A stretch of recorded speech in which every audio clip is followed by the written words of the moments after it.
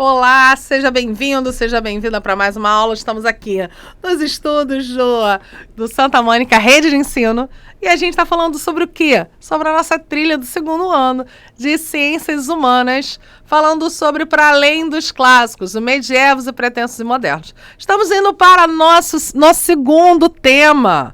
Vamos lá, lembrando que a gente está na unidade número 1. E agora o nosso tema número 2 fala sobre a mentalidade medieval nas linguagens artísticas. O que eu preciso entender quando eu falo de mentalidade? Maneira de pensar, de refletir e até mesmo muitas produções artísticas. Nesse tema você irá conhecer exemplos de arte medieval com exemplos a compreender a mentalidade da sociedade. Para isso, entraremos em contato com a temática importante para a construção das narrativas religiosas. Então, primeira coisa que a gente vai pedir para você fazer no nosso Prepare-se é pesquise como os conhecimentos matemáticos eram usados nas produções artísticas da Idade Média. Aponte no grupo virtual da turma pelo menos 2 exemplos das obras que utilizavam os princípios de matemática. Mas eu botei aqui só para ilustrar renascentista, tá? Então, na renascentista fica claro aqui essa questão da proporcionalidade. Mas a gente está pedindo para você do medievo. Você vai ver que no nosso material ele fala exatamente sobre essa questão assim do tamanho. Isso vai ficar bem registrado e o porquê que isso é importante. Compreender a influência do pensamento matemático nas linguagens artísticas e no desenvolvimento cultural. Então, a gente começa aqui, né? Refletir sobre a cerca. Vamos lá para o nosso material. Eu estou usando muito material do portal do site, porque ele é um material muito bem feito. Eu acho que faz sentido a gente usar. E eu deixo só lá a apresentação, alguns nortes para vocês, tá? Quando paramos para analisar uma música, uma pintura, uma iluminura, podemos notar que diversas expressões artísticas, né? Nas obras da Idade Média, muitas características, como dimensões, oposições dos seres representados. Até quando a gente vai falar de cores, de fundo, de profundidade, de vestimenta, todas essas estruturas são pensadas, né? E, mais importante, quando a gente fala sobre os significados, né? O historiador Hilário Franco Júnior, em seu livro A Idade Média, Nascimento do Ocidente, faz um estudo sobre os números que representavam na mentalidade da Europa medieval. Segundo Franco, o número 1 simbolizava a unidade do universo. Já o 2 já estava ao conflito. Número 3 estava relacionado à espiritualidade, pois lembrava da Trindade Santa. Ou seja, a gente está falando sobre o simbolismo da numeração, né, da quantidade. E assim por diante aqui o material para você dar uma lida depois. E aí, olha só que interessante. A gente vai começar a ver aqui uma tapeçaria. Então, olha aqui. Primeiro, antes da tapeçaria, refletir acerca do simbolismo, manifestações artísticas nos possibilita pensar sobre muitos aspectos da vida medieval, principalmente sobre a mentalidade da época. Assim, para compreender os sentidos da arte medieval, precisamos analisar alguns fatores, como o contexto histórico em que ela foi produzida, os objetivos das obras, os significados mobilizados. E aqui, vamos dar um tour pela essa tapeçaria aqui. E aí a gente vai ver aqui o quanto ela foi construída. Ela é uma tapeçaria de 2D. Ela não tem profundidade. E aí a gente vai ver aqui que ela narra uma história, né? Vou pegar daqui bem no cantinho. Ela vai narrar uma história pra gente. Tá vendo? E aqui embaixo, vamos descer aqui, Primeiro, exercício para você fazer em dupla com os seus amigos em sala de aula. Como os desenhos da tapeçaria estão organizados? Em sua opinião, as imagens da tapeçaria conseguem representar fielmente o que deveria ter sido a batalha de Hastings? Por quê? Então, a gente vai falar sobre... Ali tem uma representação, né? E aqui, a batalha. A batalha tem um áudio que você pode ouvir, mas ela também é a descrição do que está escrito aqui. Então, ela narra lá que em 1066, o reino inglês estava envolto em uma atmosfera de incertezas e intenção sobre a morte do rei Eduardo o Confessor, que tinha passado boa parte da sua vida na Normandia.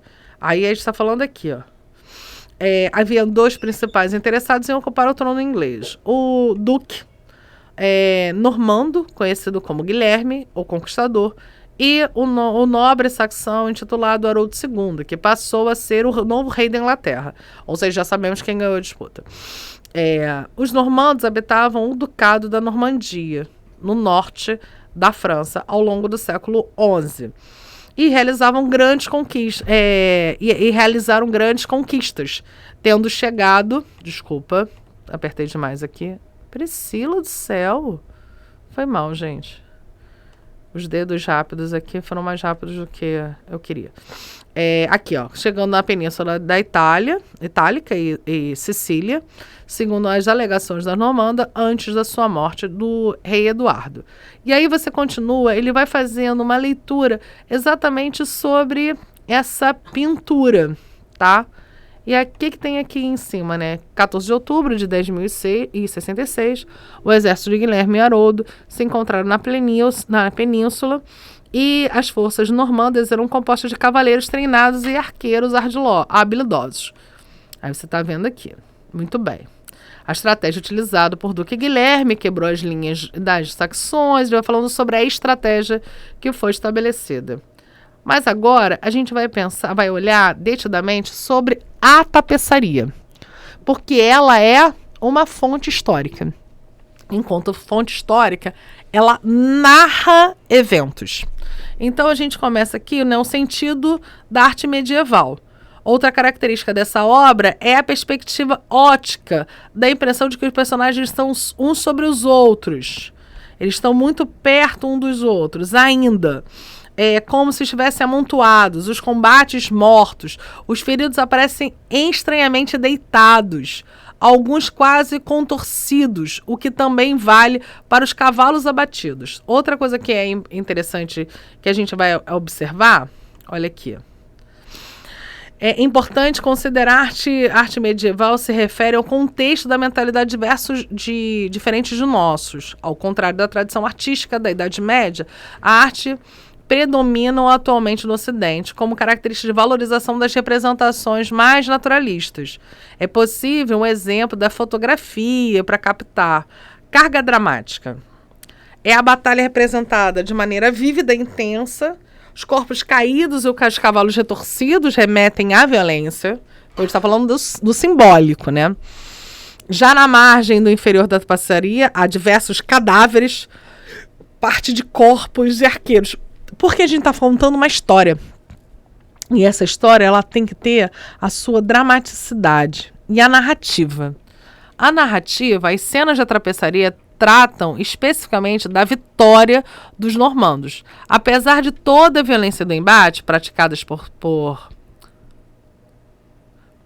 parte a parte, os normandos estão melhores armados e preparados. Então, a tapeçaria ela vai apresentar isso, porque ela vai ser um relato histórico do que aconteceu e todo o simbolismo. Portanto, para os artistas medievais, a estética desproporcional das suas criações estavam diretamente ligadas com a necessidade de transmitir uma mensagem, contar uma história, despertar a reflexão do espectador. Aqui, ó. Aí, essa aqui é bem legal. As artes religiosas, o processo de tornar a arte intencional, narrativa, didática, também acontece. Na placa de marfim, a seguir, cuja produção é artística do século XIII ao século XIV. Aí a gente vai ver aqui, ó. Você vai apertar aqui, ele vai aparecer. Olha lá que interessante. Ele vai dizer ali, ó. O corpo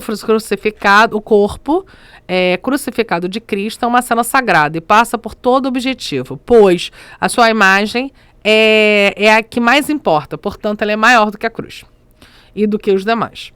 É um exemplo dos sacrifícios que se querem colocar em evidência. Na parte inferior da placa, a Virgem Maria, que sofre pelo Filho, e São João, discípulo de Jesus.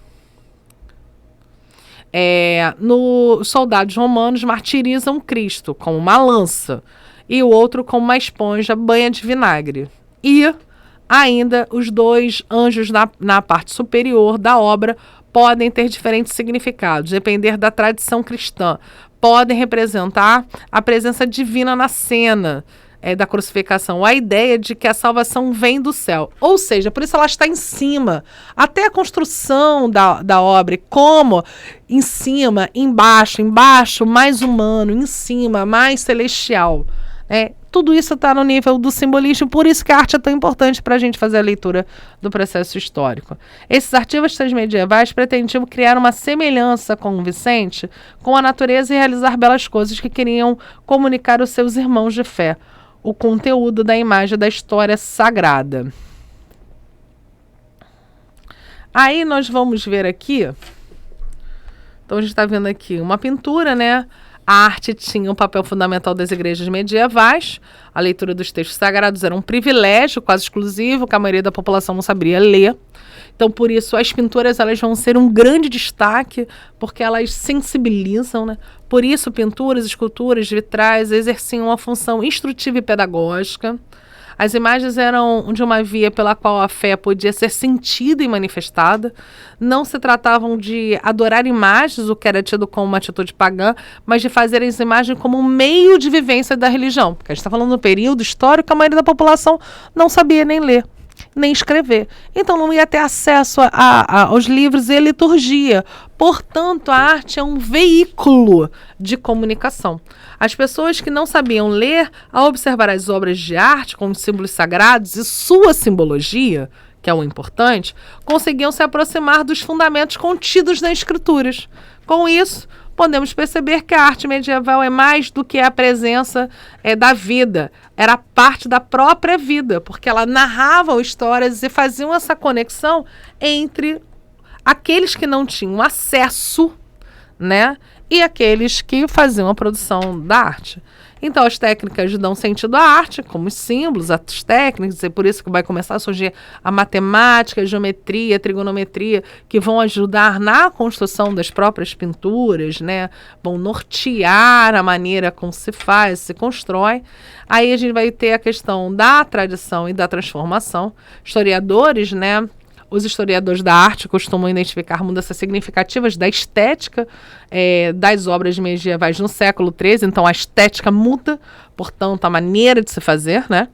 Um exemplo é a produção do artista italiano Giotto di Bondone, que conseguiu aliar tradição artística, da qual era herdeiro, com as transformações intelectuais e culturais. Porque a gente vai entender que a partir do século XIII há uma mudança da maneira de pensar, de se ver e de se ler o mundo. E por isso a arte também vai ser transformada. E para a gente finalizar aqui, cadê?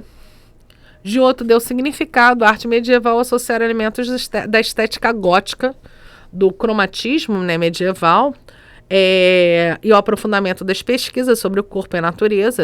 Vai ser super importante nesse final, né, e no início da Idade Moderna, né, a pesquisa sobre os corpos, a dessacralização dos corpos. Dessa forma, o artista ampliou o sentido humano da sua obra. Não bastava mais transmitir uma mensagem, uma ideia por meio da arte. Era necessário criar uma pintura que fosse capaz de tocar a sensibilidade e a percepção dos observadores. Portanto, inovando e transformando a maneira de se ler o processo da história. Pode tirar o material, Isa. Espero que vocês tenham gostado. É super importante que você leia o material do portal do site e que você fique antenado nas suas aulas para a gente dar continuidade. E depois você vai ter a sua aula na sua unidade. Beleza? Beijo para você. Até a próxima.